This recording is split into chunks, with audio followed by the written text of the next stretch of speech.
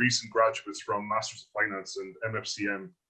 And first, I just want to introduce Robert Dowling, who came from the 2014, can you believe that, 2014 Masters of Finance. I know, Shane. You're mid-management now, like you're moving up the ladder, taking over the world.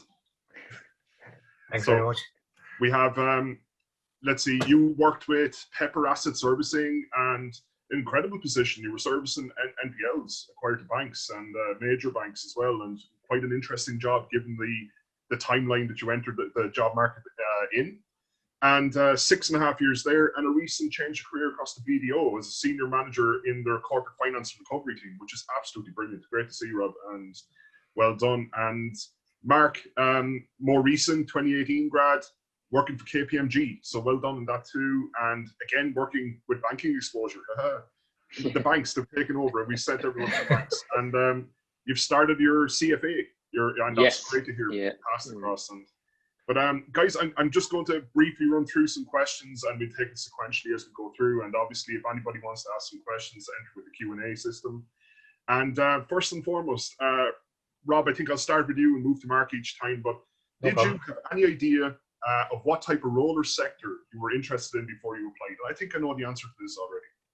Yeah, I suppose at the time when I finished in like 2013, 2014, like all the jobs were in debt and restructuring. Like even within my own group of friends, there's kind of 4 in our group, like Owen, like Luke and Stephen, and we all gained jobs in like debt or debt restructuring, either through practice or through industry. And it wasn't something that I said, look, when I started out, I wanted to work in it, but it's a fairly niche area and it's kind of a specialty. And it's just something I found very interesting. I suppose that it's kind of from that I developed and kind of learned, because albeit you're servicing non-performing loans, you're also doing a lot more in terms of transactions, reviewing SLAs, you're getting experience on legal documents and portfolio management. Like it is a lot of the stuff, albeit in a particular niche area, that you can apply, and even a lot of it then does overlap with the content and the modules from the course as well. So it was definitely beneficial, albeit it's something can't say I ever planned on starting my career in, but then again, the market dictated at the time. Yeah, no, that's very fair.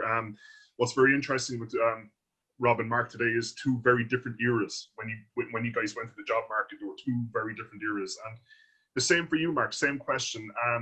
Did you have an idea of the type of role or industry you wanted to get into? Honestly, not entirely. Like I had done an internship back during my undergrad. I knew I kind of wanted to get into the finance in some shape or form, and obviously as part of my undergrad, looked at economics, kind of focused in on kind of financial markets, that kind of stuff. So that's where my interest lied. However, kind of once the master's finished up, I didn't really know where to go, and I'm still at the beginning of my career, still trying to figure out what exactly is the next step. So when this job came along, I thought, yeah, great, get my foot in the door, start kind of working away, and kind of similar to Robert, where he kind of started off, like I'm gaining a whole lot of experience in, like you said, portfolio management. We're dealing with solicitors, we're dealing with accountants. Like I'm getting a broad range of experience in a whole different area. So I certainly think it's a fantastic place to kind of start off with. It's also kind of given me the time as well to start looking at the CFA and kind of further professional kind of study as well. So I think it's a great place to start anyway, and take it from here. That's brilliant. And it's absolutely brilliant to see you guys have selected roles, and I can see that career momentum straight away. So it's really, really good to see. Back to you, Rob. How have you applied the application, or what you learned in the course of your career today or your job, or what parts are most valuable to you in your current role? I suppose I've only recently changed across the BDO and I'm working in their corporate finance team.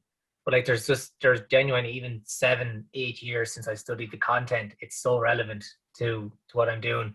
Like when you're looking at valuations, companies, like we do a lot of, we're starting to do a lot of work on M&A and buy side and sell side due diligence. Like you're looking at your financial statement analysis module comes to mind, your investment analysis module we did with Michael Dowling at the time. Like some of the risk modules that you're doing that we do with yourself, Shane. Like all of it is so overly prevalent, like corporate finance, and like albeit like the role itself, and so the course itself prepares, I think, all graduates to whatever particular area of finance or business that they want to proceed into. It gives you that skill set, and it's just, I suppose, how you hone in on the particular areas that you're more of an interest in, then that apply that to your current role. I couldn't recommend the course enough from that. Like even to say now, as in 7 or 8 years on, I'm still using the basics from that I've learned. That's great to hear, Rob. And same question for you, Mark. Have you found much of the course relevant towards your current position? Yeah, and I feel like I'm kind of almost just repeating what Rob said, but in particular the financial reporting analysis, those kind of aspects of things, like I'm on a daily basis, I'm looking at kind of small and medium-sized companies, looking at their kind of performance, looking at all their kind of like, you know, working out the ratios, all that kind of stuff. So kind of everything I learned in that module has just really, I'm just regurgitating on a day-to-day basis in my current role. And, you know, that's not to say like you guys, you know, you need to place a lot of importance as well on even just kind of giving presentations and things like that. Like you see that as a bit of a byproduct of the various different modules and things like that. But, you know, I was only in the role a couple of weeks and I was asked to give a performance presentation to the whole entire department. So, you know, like that kind of experience is somewhat invaluable as well, and not to be underestimated. And also, like, as I said, looking at further study as well. You know, I'm constantly just, everything to do with the CFA is just, you know, the Master's of Finance, just, you know, take it one step further in some cases. So, you know, from a broad spectrum of everything we covered is, you know, really important in my kind of my day-to-day life at the moment. So those early career presentations can be nasty. Yeah, more important than you think. Yeah. Yeah. And so just to go back, Rob, I kind of have multiple questions into one, but what about your current industry? What makes it interesting as such? And can you describe a day in your life? Yeah, I suppose what I like. I suppose look at again, it's recently changed roles, but like currently in the corporate finance team in BDO, it's to a certain extent because it's a bit smaller and your big four. It's not diversified into your restructuring team, your transactions. It's all under the one umbrella. So like day to day, like last week I was working on a tender for a public body in relation to a €100 million development, and like that's this GDPR out the window, Rob. GDPR out the window. Go for it. Okay, there's loads of them going on at the moment, Shane. National Development Plan 2020-2040. Brilliant. No, but like it's so diversified. Like I'm working on some of the restructuring cases that obviously have a fairly in-depth knowledge of from working with Pepper for the last few years, to doing like new transactions, like buy side, sell side due diligence, some mergers and acquisitions. As in we do a lot of work with public bodies and tenders, but like no day is the same. Like it's a very diversified workflow and work stream, which I find really interesting. Like I suppose previously within Pepper, it was 6.5 years. It was day in and day out, it's dealing with debt, non-performing loans, insolvency, restructuring. And like to a certain extent, like you do learn a lot within a particular area. But I have to say in my new role, I'm quite relishing like the diversified work streams. But like then again, I will say, and it comes back to like I'm applying more of the content from the masters now than I ever have done. That's absolutely brilliant. And there's something very wearing about that as well. Like in terms of your day to day, it's all desperation. It's all dealing with people who are really struggling, and especially with the banks themselves. So it does wear away at you too. So it's very weird psychologically. Oh no, absolutely. Like especially look, after 6.5 years, there is, like I say, Mark kind of works in particular same industry when you're dealing with non-performing loans. Like it is tiring. Like you're dealing with people, and look, it's their last chance and whatever. Like it is difficult, but in fairness, as a starting path in your career, when you're in day out negotiating with like all different types of suppliers and borrowers and speaking to the loan owners, like it's a great learning experience, and I would never change that. But as you say yourself, Shane, it is you can only take so much of it before you kind of have to move on to a new sector. Well, especially in the time that you were working in too, because it was properly desperate. I'd say 2013, 14, 15 when we started to come out of the crisis. Very distressed state. There was no debt in the market for borrowers to kind of get finance elsewhere to move to like new performing facilities with a Bank of Ireland or AIB, and there was very little options available. So I suppose at them you just learn very different components of finance and how to deal with people on a day in and day out basis. And I suppose that stuff you just learn. It's life learning, but it's very interesting to have, and it's something that will always stand to you. Yeah.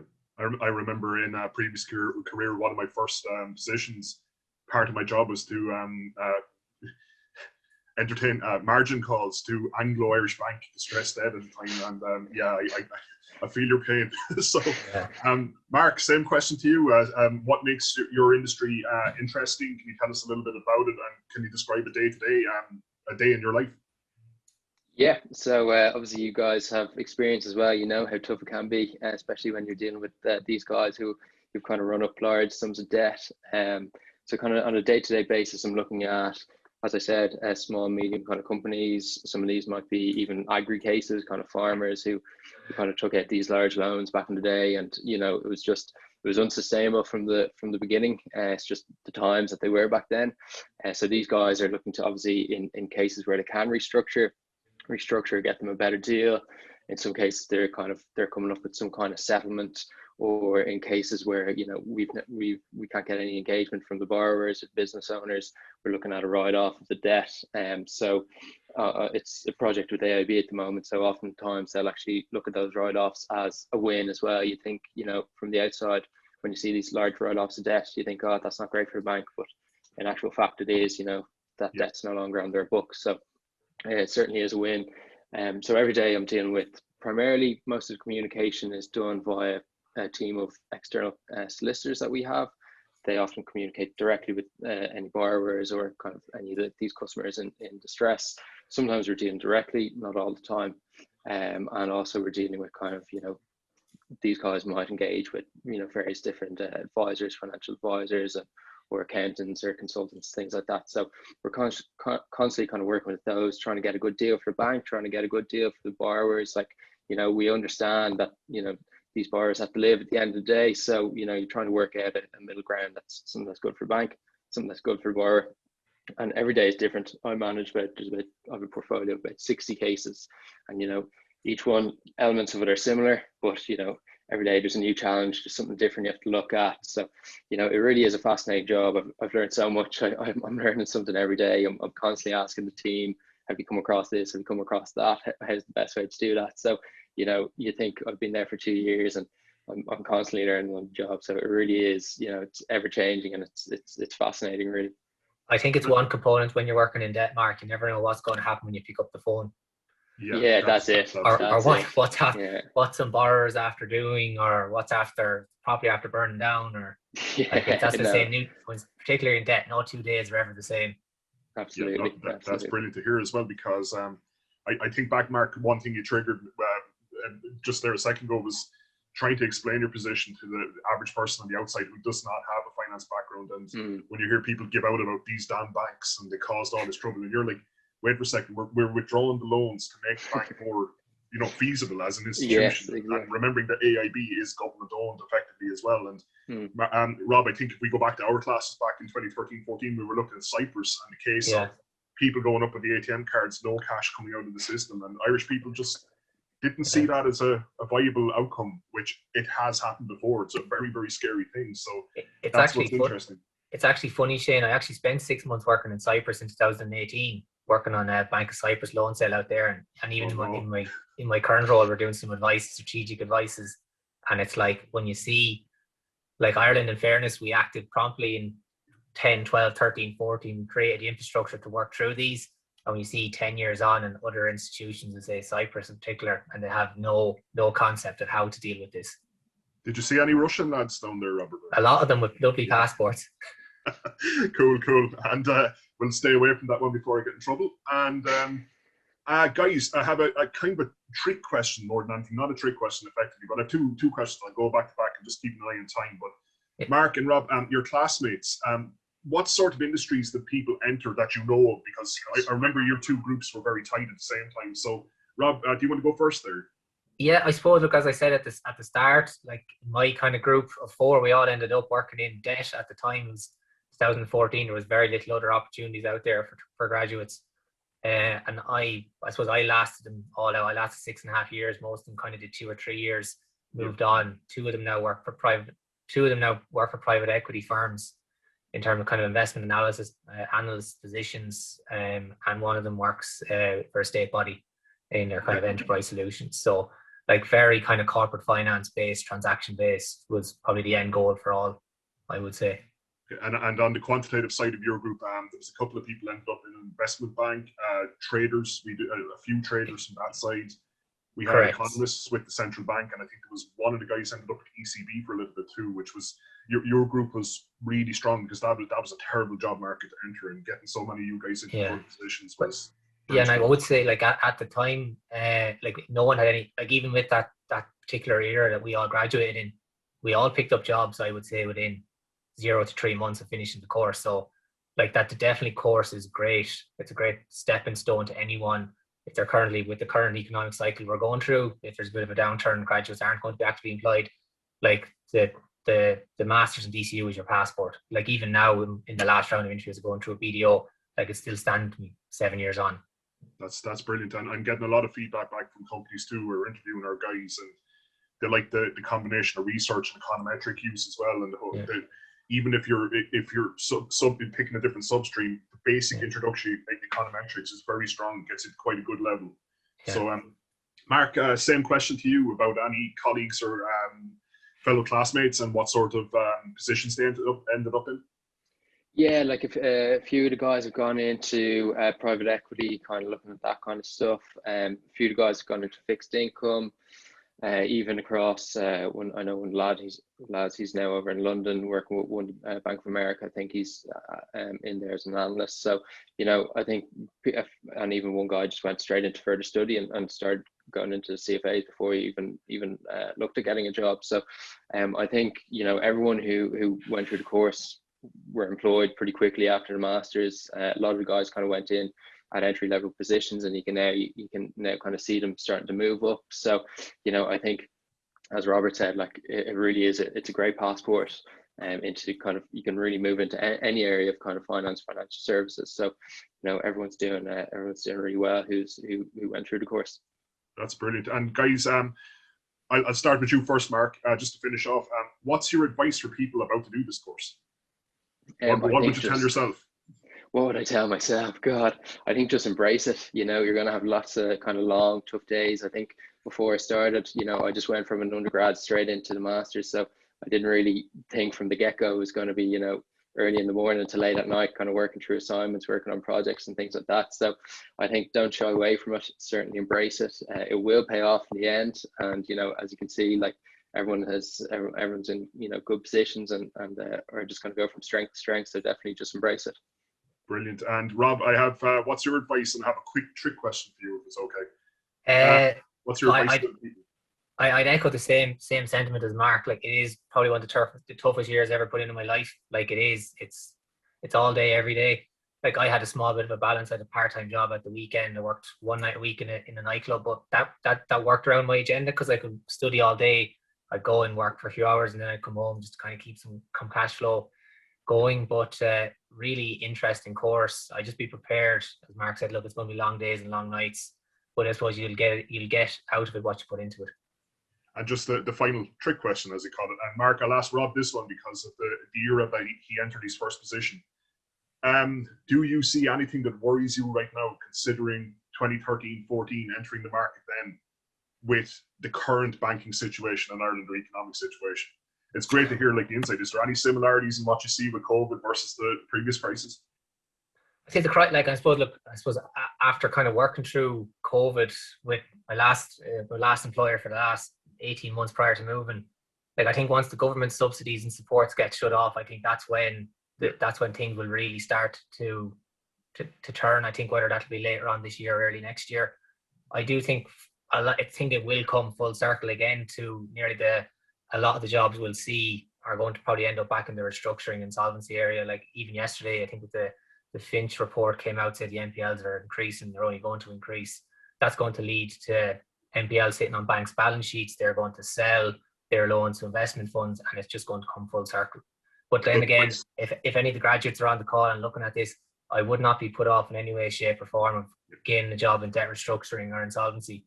You will learn so much, and whether it be in an area you never thought you'd work in, I'd sell it to anyone, because you'll learn so much. That's brilliant to hear, guys. And Caroline, I think we're going to finish up on that there. I'm just keeping an eye on time too. And thanks very much, Mark, and thanks very much, Rob. And Yeah, sorry, Shane, because we are that bit behind, but there are two questions which I might direct them at you, Shane, just in the interest of keeping them moving. This is actually asking about Mark and Rob and whether both of you came from quantitative backgrounds in your undergrad, which I guess means, like, you know, did you have an undergrad with a major math component in it? Well, my undergrad was, I actually my undergrad at WIT and specialised in economics and finance.